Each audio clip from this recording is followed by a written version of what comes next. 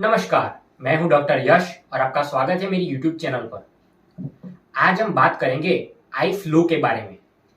Eye flu को viral conjunctivitis भी कहा जाता है। कुछ लोग इसे पिंक आई भी कहते हैं क्योंकि इसमें आंख का रंग लाल हो जाता है। कुछ लोग तो इसे आंख आना भी कहते हैं। वायरल फ्लू यह कोई नई बीमारी नहीं है। हर साल बारिश के मौसम में यह बीमारी बहुत सारे लोगों को होती है, लेकिन ये बात मुझे कहनी पड़ेगी कि इस साल इसके केसेस बहुत ही ज़्यादा प्रमाण में देखने को मिल रहे हैं, जिसकी वजह से हमारी ओपीडी में जो भी पेशेंट्स आते हैं उनमें से कई पेशेंट्स इस रोग की गिरफ्त में आ चुके होते हैं, ऐसा देखने को मिला है। इस आई फ्लू या फिर वायरल कंजक्टिवाइटिस की बात करना इसलिए जरूरी है क्योंकि यह रोग एक इंसान से दूसरे इंसान में बहुत ही स्पीड से फैलता है, जिसकी वजह से अगर आपके आसपास में अगर किसी को भी आई फ्लू हो गया तो फिर यह बहुत बड़े चांसेस है कि आपको भी यह फ्लू हो सके। इस वीडियो में मैंने आपको बताया है कि यह आई फ्लू से कैसे बचा जाए, साथ में इसकी ट्रीटमेंट कैसे करानी है, साथ में आपको ऑफिस से छुट्टी कितने दिन के लिए लेनी चाहिए और उसके रिलेटेड कुछ मिथ्स यानी कि गलतफहमी जो भी हम आज दूर करेंगे। अभी सबसे पहले हम यह देखते हैं कि इसका नाम वायरल कंजक्टिवाइटिस क्यों पड़ा है। यह जाहिर सी बात है कि यह वायरल है, यानी कि वायरस से फैलता है, इसकी वजह से इसके नाम में वायरल है। और कंजक्टिवाइटिस की बात करें तो आप यह देख रहे हैं, इसको कंजक्टाइवा कहते हैं। हमारी आंख में यह सफेद भाग होता है। जब भी इसका इन्फेक्शन होता है उसे कंजक्टिवाइटिस कहते हैं, इसीलिए इसका नाम वायरल कंजक्टिवाइटिस पड़ा है। अभी हम यह देखते हैं कि अगर आपकी आंख कंजक्टिवाइटिस से ग्रस्त है तो आपकी आंख में कौन से सिम्टम्स देखने को मिलते हैं। तो उसमें सबसे पहले तो आपकी आंख लाल हो जाती है या फिर पिंक हो जाती है, जिसकी वजह से उसे पिंक आई भी कहते हैं। साथ में आंख में से पानी निकलता रहता है। उसके साथ साथ आपको आंख में चुभन या फिर जलन होती रहती है। यह भी देखा गया है कि इस वायरल कंजक्टिवाइटिस से अगर रोशनी आपके आंख में पड़े तो उससे भी आपको दिक्कत होती रहती है। इसलिए आपको उससे बचने के लिए काला चश्मा पहनने की सलाह डॉक्टर के द्वारा दी जाती है। अभी यह जानना जरूरी है कि यह सारे सिम्टम्स अगर आपको देखने को मिले और अगर कंजक्टिवाइटिस की सीजन चल रही हो तो फिर यह आप ऐसा मान सकते हैं कि आपको वायरल कंजक्टिवाइटिस है।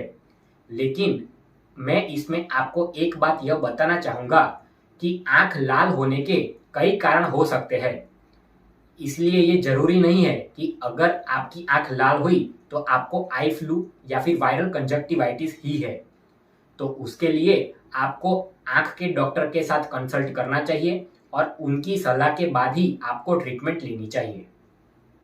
कई बार यह देखा गया है कि यह जो इन्फेक्शन है वो आंख के काले भाग में या फिर कॉर्निया के भाग में भी फैल सकता है, जिसकी वजह से आपको धुंधला दिखना शुरू हो जाता है। यह इमीडिएट कंडीशन है, यानी कि एक्यूट कंडीशन है। इसमें आपको इमीडिएटली डॉक्टर को कंसल्ट करना चाहिए, वरना आपकी आंख परमानेंटली डैमेज भी हो सकती है। ज्यादातर यह देखा गया है कि लगभग जब भी आपकी आंख लाल हो और इसका सीजन चल रहा हो तब आप ड्रग स्टोर में फार्मासिस्ट के पास जाते हो और बोलते हो कि मुझे आई फ्लू हो गया है, और फार्मासिस्ट या फिर ड्रग स्टोर वाले व्यक्ति आपको मोक्सिफ्लॉक्सेसिन और डेक्सामिथासोन की कॉम्बिनेशन वाली दवाई देते हैं। यह दवाई आप अपनी आंख में डालते हो तो फिर आपको फायदा होने की बजाय नुकसान भी हो सकता है, क्योंकि डेक्सामिथासोन एक स्टीरॉयड है। यह स्टीरॉयड आपको आंख में नुकसान पहुंचा सकता है, इसलिए आपको डॉक्टर का कंसल्ट करना चाहिए और उसके बाद ही आपको अपनी ट्रीटमेंट करवानी चाहिए। उसके साथ साथ आपको यह भी देखना चाहिए कि कई बार डॉक्टर आपको स्टीरॉयड वाली दवाएं दे सकते हैं, लेकिन यह कुछ कंडीशंस होती है। इस कंडीशन में आप स्टीरॉयड वाली दवाई लेंगे तो फिर आपको आराम मिल सकता है, लेकिन यह आपको सिर्फ डॉक्टर को कंसल्ट करने के बाद ही करना चाहिए। आपको अपनी सेल्फ ट्रीटमेंट नहीं करवानी चाहिए। अभी होता यह है कि जब भी आई फ्लू होता है तब पेशेंट डॉक्टर के यहाँ जाते हैं और डॉक्टर के यहाँ जाकर डॉक्टर उस पेशेंट को आई फ्लू के लिए कुछ दवाई सजेस्ट करते हैं। यह नाम मैं आपको जो बता रहा हूँ वो मोस्टली सभी डॉक्टर आपको देंगे, लेकिन आपको डॉक्टर का कंसल्ट करके ही यह दवाई लेनी चाहिए। इसमें सबसे मोस्ट कॉमनली नाम है मोक्सिफ्लोक्सेसिन या फिर सिप्रोफ्लोक्सेसिन। यह दवाई का यूज कर मोस्टली सभी डॉक्टर्स करते हैं। अभी यह दोनों एक एंटीबायोटिक है। एंटीबायोटिक का नाम सुनकर आपको यह प्रश्न होना चाहिए कि डॉक्टर साहब, आपने तो पहले बोला कि कंजक्टिवाइटिस यह एक वायरल रोग है, तो फिर आप बैक्टीरिया के सामने लड़ाई करने वाली दवाइयाँ क्यों दे रहे हो? तो यह बहुत ही जायज सवाल है, क्योंकि जब भी आप में वायरल कंजक्टिवाइटिस होता है तब आपकी आई की इम्यूनिटी कम हो जाती है, जिसकी वजह से बैक्टीरियल इन्फेक्शन होने का चांसेस बढ़ जाता है। अभी बैक्टीरियल इन्फेक्शन होने का चांसेस बढ़ा हो तो बैक्टीरियल इन्फेक्शन न हो उसके लिए आपको यह दवाई एंटीबायोटिक के तौर पर दी जाती है। अभी आई फ्लू के दौरान आपको काला चश्मा पहनना चाहिए, क्योंकि चश्मा पहनने से आप अपने हाथ को बार बार आंखों की ओर ले जा तो सकते हो, लेकिन उसको बहुत ही जल्दी टच नहीं कर सकते। उसके साथ साथ चश्मे का रंग काला होने की वजह से यह आपको बाहर की लाइट से भी प्रोटेक्ट करती है, जिसकी वजह से आपको जलन कम होती है।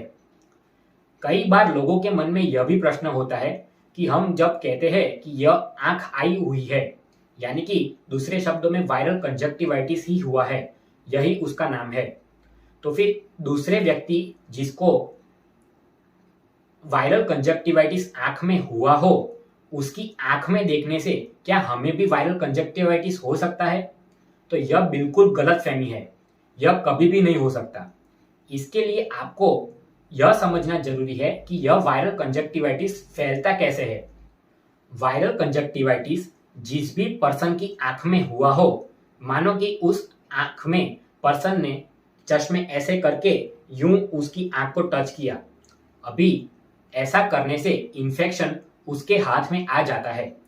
अभी वो पर्सन इसी हाथ से डोर के हैंडल को या फिर टेबल को टच करता है या फिर किसी दूसरे व्यक्ति के साथ हाथ मिलाता है, जिसकी वजह से वो इन्फेक्शन ट्रांसमिट होता है और एक व्यक्ति से दूसरे व्यक्ति में फैलता है। अभी दूसरे व्यक्ति के हाथ में यह इन्फेक्शन आ गया है। जब भी वह व्यक्ति अपना वो इन्फेक्शन वाला हाथ अपनी आंख को टच करेगा तब उसको वायरल कंजक्टिवाइटिस होगा। यह बिल्कुल कोविड जैसी ही कंडीशन है। कोविड में हम कहते थे कि मुंह पर और नाक पर हाथ मत लगाइए। इसमें सिर्फ इतना ही फर्क है कि आपको अपनी आंख में हाथ नहीं लगाना है। इसको बचने के लिए आपको 0 नंबर वाला चश्मा भी पहन सकते हो। चश्मा पहनने से आप बार बार अपनी आंख को नहीं छुओगे और उससे आपको बहुत ही प्रोटेक्शन वायरल कंजक्टिवाइटिस से मिल सकेगा। अभी उसके साथ साथ आपको अपनी आंख की हाइजीन भी मेंटेन करनी चाहिए। वो मेंटेन करने के लिए ये जरूरी नहीं है कि आप बार बार ठंडे पानी से अपनी आंख को धोए। यह नहीं करना चाहिए, क्योंकि आप जानते हैं कि कई बार पानी भी कॉन्टामिनेटेड हो सकता है और उसकी वजह से बैक्टीरियल इन्फेक्शन भी फैल सकता है। तो अपनी आंख साफ करने के लिए आपको आई वाइप का यूज करना चाहिए। आपको एक आंख को साफ करने के लिए एक टिश्यू पेपर लेना चाहिए, उस आंख को साफ करना चाहिए और फिर उस टिश्यू पेपर को फेंक देना चाहिए। उसके बाद दूसरी आंख को साफ करने के लिए दूसरा टिश्यू पेपर लेना चाहिए, उसको साफ करना चाहिए और फिर उसे भी फेंक देना चाहिए। आपको उस टिश्यू को संभाल कर नहीं रखना चाहिए। साथ में आपको कपड़े का भी यूज नहीं करना चाहिए। साथ में अगर आपको और भी आराम चाहिए तो एक कपड़े में बर्फ डालकर उसको आप अपनी आंख बंद करके उसकी सिकाई कर सकते हो, जिसकी वजह से आपको पेन में आराम मिलेगा। अभी जिसको आई फ्लू हुआ है उस व्यक्ति से उसके आसपास के व्यक्तियों को कैसे बचाया जाए उसकी बात करते हैं। तो आसपास के व्यक्तियों को बार बार अपनी आंख को अपने हाथ से टच नहीं करना चाहिए। उसके साथ साथ जिसको भी आई फ्लू हुआ है उसके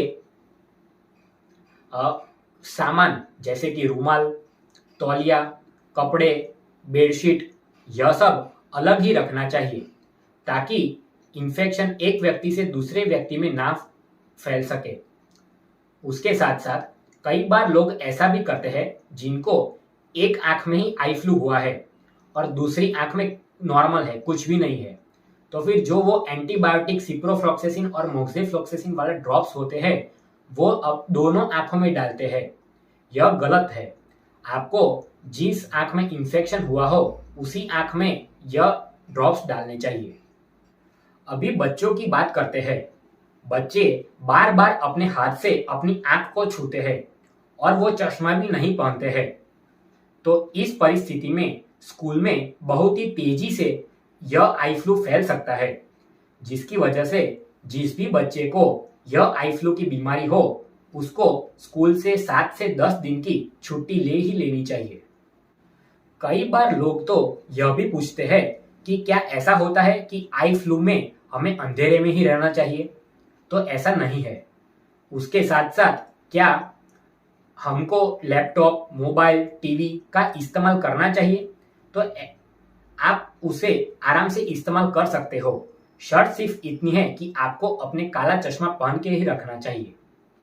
कई बार ऐसा हो देखा गया है कि आई फ्लू में बैक्टीरियल इन्फेक्शन भी हो जाता है, जिसकी वजह से आंख में से पस निकलता है। तो इस परिस्थिति में आपको अपने डॉक्टर का संपर्क करना चाहिए। कई बार ऐसी भी परिस्थिति बनती है कि कुछ व्यक्ति को आंख का ऑपरेशन करवाना होता है, लेकिन अगर उसे आई फ्लू हो जाए तो क्या करें? तो उसके लिए आपको आंख का ऑपरेशन लगभग 1 महीने के बाद ही कराना चाहिए ताकि आपकी आंखें पहले से नॉर्मल हो जाए। साथ में अगर आपकी कोई दवाइयाँ जैसे कि ग्लोकोमा या फिर काले मोतिया की दवाइयाँ चल रही है जो लाइफ लॉन्ग चलने वाली है, तो वो तो आपको बंद करनी ही नहीं चाहिए। आई फ्लू के समय पर वो दवाई चालू रखकर आपको डॉक्टर जो दूसरी दवाई प्रिस्क्राइब करे वो भी करनी चाहिए। कई बार यह भी देखा गया है कि लोग प्रश्न पूछते हैं कि अगर यह आई फ्लू वायरस से होता है तो हम एंटीवायरल ट्रीटमेंट क्यों नहीं करते? तो एंटीवायरल ट्रीटमेंट मुख्य रूप से हर्पीस वायरस के सामने रक्षण देता है, लेकिन आई फ्लू यह एडिनो वायरस से होता है जिसकी कोई भी एंटीवायरल दवाइयां उपलब्ध नहीं है, जिसकी वजह से उसकी एंटीवायरल ट्रीटमेंट नहीं हो सकती है। यह भी आपको जानना जरूरी है कि जो बूढ़े लोग होते हैं जिनकी उम्र बहुत ही ज्यादा है उनको यह बहुत ही ध्यान रखना चाहिए कि उनको यह एक्सपोजर ना हो। तो अगर आपको यह वीडियो पसंद आया हो तो नीचे दिए गए लाइक बटन पर क्लिक करें और मेरे चैनल को सब्सक्राइब करें ताकि आपको आने वाले वीडियो की जानकारी मिल सके। Thank you.